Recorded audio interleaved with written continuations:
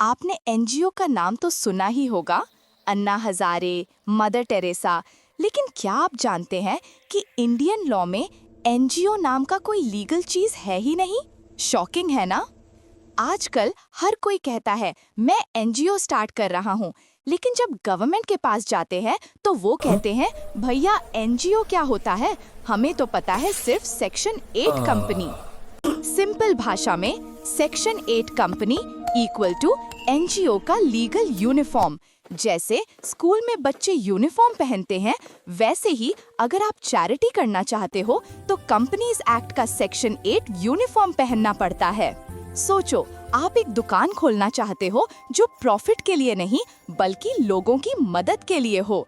Normal दुकान private limited company profit के लिए, आपकी हेल्पिंग दुकान सेक्शन 8 कंपनी हेल्प के लिए।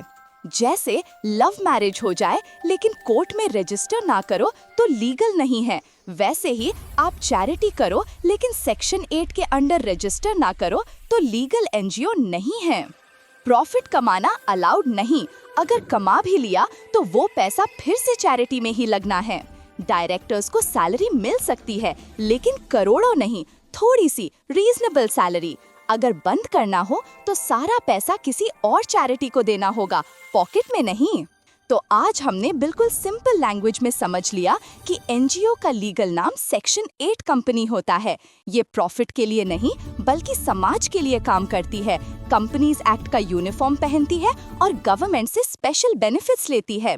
कमेंट में जरूर बताओ, आपको पहले पता था कि एनजीओ को सेक्शन 8 कंपनी कहते हैं या नहीं?